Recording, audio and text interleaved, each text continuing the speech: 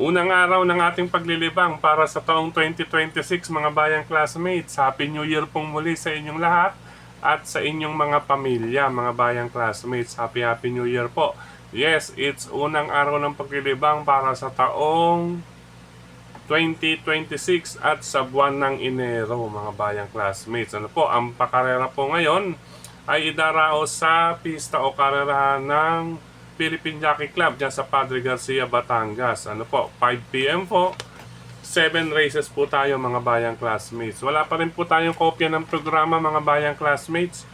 Kaya hindi po tayo nakaabot or actually hindi nakaabot. Wala hong available na printing shop. Siyempre, January po ngayon. Dumating ako rin sa Maynila ang oras or dito sa Valenzuela tanghali po, tanghalian. Lumapag po ang eroplano sa NAIA ng mga 10:30. Nakalabas na po ron, halos alas 12 na rin. Kasi matagal, may maraming mga dinaanan, alam niyo na. Tapos nag-antay pa po ng bagahe. Yan. Tapos paglabas, antay pa rin ng taxi. Nag-grab po tayo. From Terminal 3, papunta rito sa Valenzuela is 968. Sinabi pa yung presyo. 968, syempre matik, saradong 1K na po iyon mga bayang classmates.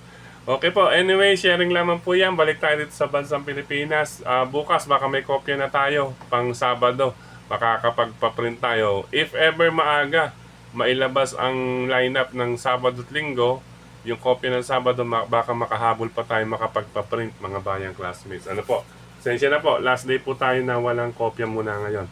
Okay, start tayo sa race number 1, karera numero 1 para sa start ng winner take all, covers races 1 to 7. Isang 3-year-old and above maiden race mga bayang classmates, placers and non-placers po ito. Oo, sa karerang ito mga bayang classmates, unahin natin ang tambalang kalahok numero 4 bilang kalahok numero 4 na sina Amber Moon with Christian Lauron at Vincula at si Rodeo Drive with Jomer Istorque mga bayang classmates. Pero mas tinitingnan ko rito si Rodeo Drive. Siyempre, Jomer Istorque yon mga bayang classmates. Yun ang medyo tinitingnan ko kumpara kay Amber Moon. Pero siyempre, makikilatis din natin yung si Amber Moon. Kung nais magdagdag para sa larong winner take all, dahil unang puntusan iyan, nariyan lamang po ang kalahok numero 5 na si No Quit na sasakyan naman po ni Noel Lunar. Okay po, ulitin ko, karera numero 1, separate na listahan, pwede single numero 4, tambalang Rodeo Drive at Amber Moon. Kung nais magdagdag sa kabilang listahan ay number 4, yung couple entry at isasama ang number 5 na si No Quit. Good luck mga bayang classmates. Race number 2 tayo para sa start ng pick 6, covers races 2 to 7 tayo mga bayang classmates. Sa karerang ito, mababang grupo pero sa klase ng numero nila ay hindi naman ganun sa kababaan. Nasa bandang medium pa o nasa kalagitnaan ng 17 to 41. Anything can happen dito sa karerang ito mga bayang classmates, kaya makibalita lang din mga bayang classmates. Ano po, ang aking unang pamilihan dito, unahin ko number 4 na si Mr. Von, nasasakyan ni Charles Reyes. Paumento na po ito mga bayang classmates. Huling 4 na takbo, nagpaumento na po ito. Paunti-unti na pong nabibigyan ng break si kabayo, si Mr. Von. Tingin ko itutuloy nito. Dahil nakaraan medyo nabitin ito, hindi naman pwedeng awatin yun. Paganda ang kondisyon ni kabayo, tapos i-reverse mo. Mahirap naman po sa kabayo, masisira. Kaya siya po ang ating unang pamilihan sa race number 2. Number 4, Mr. Von. Kalaban para sa akin ito, laging nariyan lang si Peerless number 2 na sasakyan ni Jomer Istorque mga bayang classmates. Siya po ang ating pangalawang pamilihan sa race number 2. Well, gaya nga po ng akin nabanggit, 6 na kalahok or 5 numero lang pala, tama, 6 na numero, 7 kalahok. Yan. 7 kalahok, 6 na numero. Oo, anybody's race to mga bayang classmates. Kaya kung may balita rin kayo, isama lamang po ninyo mga bayang classmates. Kung may iba pa kayong kursunada na idaragdag, dyan si kay number 4, Mr. Von, at si number 2, Peerless. sa inyong mga listahan.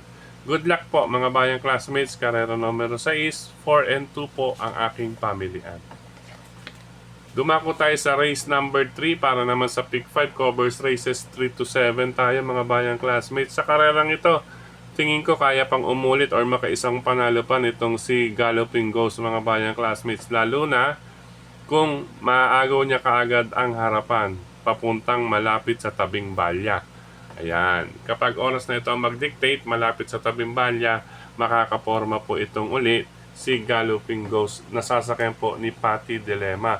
Kalabang babakbak dito mga bayang classmates, base sa track record ay medyo may kalapitan din po ito na 1 minute 27.8 pareho. Si number 2 si Barek na nasasakyan nga po ni Jeff Sarate. Ito ang tingin kong babakbak dito ng gusto kay Galloping Ghost. Good luck po 4 and 2 para sa race number 3. Race number 4 para sa pick 4 covers races 4 to 7 tayo. Ito ang mas anybody's race sa karerang ito ngayong araw ng Friday. Pero need lang po natin mga bayang classmates ay makibalita. Sa ganitong klaseng lineup sa race number 4, kinakailangan ng informasyon. Makibalita na lamang din po sa inyong mga kaibigan na nasa OTB or kachat. Yan mga bayang classmates. Dito ang pinakasusi ay ang makibalita sa race number 4. Pero para base sa akin, yan, dahil sa kanilang mga prebahan ay talagang hindi po magkakalayo. Unahin ko lamang po itong si kalahok numero 3 na si Queen Margo dahil meron po itong 1 minute 28 dyan sa 1,400 sa PJC mga bayang classmates. Kumpara sa iba na nasa 1 minute 29 or 1 minute 28 point something, converted time na po iyon. Iba 1 minute 29. Okay po. Pangalawang pamilihan ko si number 4 Malibu Bell. Hindi na rin ako lalayo with Christopher Villarin Garganta. Siya pong aking pamilihan dito kay Queen Margo number 3. Ngayon pang dagdag ko kung sakali man baka ito ay isalikwat dahil medyo hindi siya pansin sa programa ngayon mga bayang classmates, ang kalahok numero 2 na si Quincy nisasakyan ni Alot Peñaflor. Ayan po ang ating paningit pangdihado. Pero concentrate muna ako doon sa dalawa, sa 3, Queen Margo at number 4, Malibu Bell. Ayan, si Quincy paningit po natin bilang pangdihado sa race number 4. Anybody's race po yan. Anything can happen na pinakasusi. Makibalita po sa kararang iyan. Good luck po mga bayang classmates. Lumako tayo sa race number 5. Sa race number 5 naman mga bayang classmates, ito halos ikutan din po ang pilian dito na maglalaro sa number 3, 5, and 6. Pero para sa akin, pabaliktad. Unahin ko rito ang number 6 na si Seychelles with Christian Lauron at Bicola dahil ang ganda po ng naipakita nito nakaraan mga bayang classmates. Medyo bitin lang ito. Ngayon, manipis ang bilang, ibig sabihin 6, maluwag po. Kapag oras ito ay mailapit sa may tabing balya, maipwesto, ay mas mainam po siyang manakbo ron. Kaya pag ito'y maitabi sa malapit sa tabing balya, kaya netong maka-score dito, Seychelles. Maliban dyan, sa latest track record, siya po ang may pinakamaganda na nasa 1 minute 27.6 para dyan sa 1,400 meters. Converted time po iyan mga bayang classmates.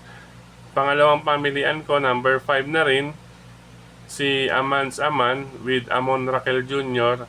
Sa track record naman, kung sa actual dyan sa PJC, si Amans Aman, si number 5 po ang may hawak at 1 minute 27.4. Yun naman po, si Seychelles inuna ko dahil ang ganda po na naipakita, pa-aumento po ito mga bayang classmates. Kaya it's a matter of 0.2 of a second ay hindi po magkaiba yan. Talagang dikit po iyan sa labanan kung pag-uusapan base sa takbuhan mga bayang classmates. Ngayon si Amans Ama naman, wag lamang maagad. Pag ito'y oras na maagad dito sa karerang ito, yun ang darating. Si Seychelles kasama ay yung laging palaban. Ang palaban po palagi din diyan sa karerang iyan ay number 3 na si Stand in Faith, nasasakyan naman ni Elvin Abrea. Sa totoo lang mga bayang classmates, kapag oras na mababasa ninyo or nababasa ko, ang kalahok na si Stand in Faith ay talagang hindi mawala-wala sa akin na pag oras na nasa programa yan, pirming palaban, Stand in Faith. Kaya isinasama ko siya bilang pangatlong pamilian kahit papano mga bayang classmates. Siyempre po, iba po ang karera. Sa karerang ito, senaryo ang maaring maganap. Iba-ibang senaryo maaring maganap base sa kanilang tatlo sa diskarte yan po ng sakay. Number 6, Seychelles. Number 5, Amans-Aman. At number 3, Stand in Faith para sa ikalimang takbuhan. Good luck mga bayang classmates. Race number 6, penultimate race tayo mga bayang classmates. Sa karerang ito, ayan, dito ako sa number 3. Kahit na, ayan, nakaraan may dalang 1,650 meters na nasalihan ito. Number 3, si Flaming June, nasasakyan ni Andrew Bumbum Villegas. Bago po maganap yun ay talaga namang naisabak ito nito sa malalaking karera. Bago naganap yun, meron po siyang 1 minute 23.6. Ayan po, para dyan sa 1,400 converted time papunta from Malbar, from Metro Turf papuntang Philippine Jockey Club is 1 minute 23.6. Ano po, converted time po, kung ititingnan ninyo, lamang po para sa akin itong si number 3, si Flaming June with Andrew Bumbum Villegas para sa race number 6. Kaya siya po ang aking inuuna sa takbuhang iyan. Pangalawang pamilyan itong si C. Rice kasi po nasa harapan, baka mamaya makabuo under Christian Pilapil. Ayan po, kahit si Christian Pilapil matangkad na hinete. Kaya sabi ng iba, bakit daw lagi nakatuwad na nakatuwad? Matangkad po na hinete yan si Christian mga bayang classmates. Pero kahit ganong tangkad yan, marunong magpagaang sa ibabaw yan. Mas gusto ko pa nga yan si Christian na di Bandera kaysa sa de Remate. Ang laban lang niya or kalaban lang niya yung peso na dadalhin niya. Pero para sa akin, sa isang napupuntong kabayo at isang marunong manimpla or manimbang or ibig sabihin mag-adjust sa timbang na dinadala ay hindi problema para kay sa tambalang number 4 si Rice with at Christian Pilapil ang kanilang peso na 57 kilograms. Ngayon kung may pang reserve, baka sakaling maagang magkabakbaka sa harapan or may sumaling iba, si Frosty Raven ni O'Neal Cortez po ang maaring makachamba pagdating sa meta kasi ito sumusulpot na lang basta itong si Frosty Raven mga bayang classmates. Kung sakaling yan naman ang chance para sa akin ay kung magkakalakasan sa harapan or may sumali pang iba na gumambala kay si Rice, siyempre pag magkaubusan si Frosty Raven po ang darating. Iyan po ang senaryo na tsansa ni Frosty Raven. Doon pa rin po ako nakakonsentrate kay number 3, Flaming June with Andrew Bumbum Villegas. Pangalawang pamilihan si Rice. Kumbaga parang reserve si Frosty Raven. Good luck po mga bayang classmates. Last and final race tayo mga bayang classmates. Sa karerang ito, number 4, Melania na rin ang aking uunahin with O'Neal Cortez. Aba, pwede palang mag-unil-unil to, no? Last double, 5 and 4, kung sakali man. Pero unahin ko nga po, balik tayo race number 7. Una natin number 4, Melania.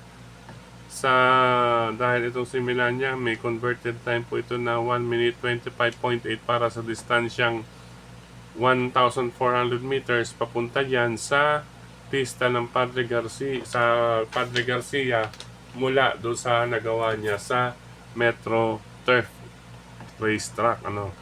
Latest track record, hindi po sila magkakalayo. Meron din po siyang natalang 26 point something. Ayan, si Melania, mga bayang classmates. Pero tinitingnan kung kalaban ditong mahigpit ni Melania, itong si number 1, wala pang tip, si Grand Monarch na sasakyan ni Patar Guse. Yan ang aking medyo naaamoy na maaaring bumulaga sa last and final race kay Melania.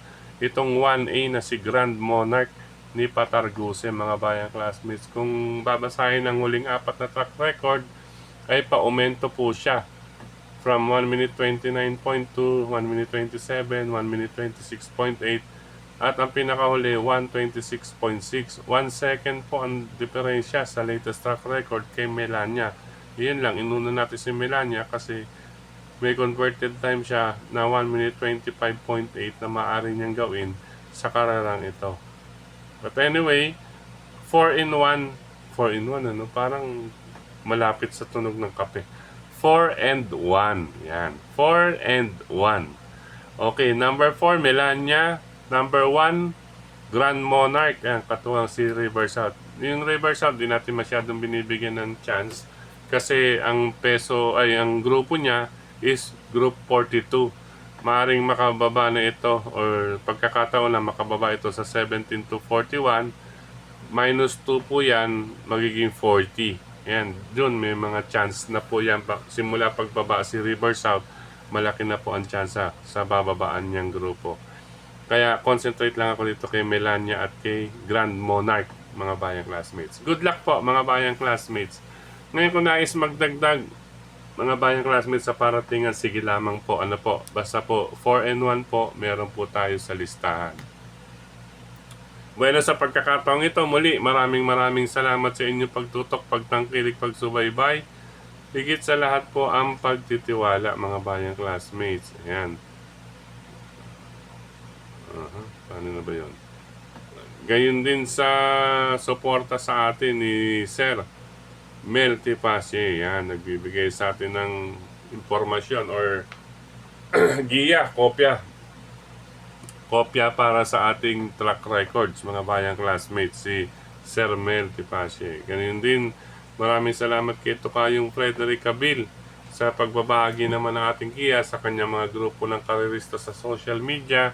At syempre, speaking of social media, supportahan po natin ang kapwa natin vloggers or fellow vloggers na nagbabahagi, mga bayang classmates, katulad ni Dalubasang Buraot, Skid Abata, Ato Bodoy, Master Lekem, Alamid, marami pang iba. Supportahan din po natin. At happy New Year na rin po sa mga vloggers or nagbabahagi ng giya sa grupo ng mga karerista. Ano po, Happy New Year po sa lahat. At syempre, social media, maraming salamat sa lahat ng admins at members, grupo ng karerista sa social media, sa mga nagla-like, nag-heart, nag-share, at syempre sa mga nagko-comment, maraming salamat. Dito rin sa ating channel, maraming salamat sa inyong mga comment, mga bayang classmates. Ano po, last Christmas to rin I gave you my heart. And ayan, yung mga nag-comment dito sa ating YT channel, maraming salamat po sa mga sumusunod. Paano ko ba mabubuksan to? Ulo. Hindi mabuksan Wait lamang po. Yan, hello po kay Sir Julio Bayumbong, si Sir Rene Moro, kay Sir Arnold po. Ayan, happy New Year po. Brother Lito Ortega, Sister Cha Ortega, Happy New Year. Kay Sir Edwin Anaviso. Ayan. Kay Sir Alberto Ramos, Happy New Year po sa inyong lahat. At sa iba pa pong nag-comment, Happy New Year pong muli at maraming salamat sa inyong suporta. Bueno, hanggang dito na lang pansamantala, mga bayang classmates. Ingat po sa lahat. Ano po, gaya po nitong gabi ng Huwebes, umulan dito sa Valenzuela at ibang lugar sa Metro Manila, umulan. Sana po bukas maganda ang panahon para sa unang araw ng paglilibang natin sa buwan ng Enero at sa taong 2026. 2026, Year of the Golden Horse, mga bayang classmates. Kaya patibayin natin yan. Makuha natin ang karera ngayong araw ng Friday. Hello po sa mga OTBs. Paalam pa samantala. Love you all, mga bayang classmates.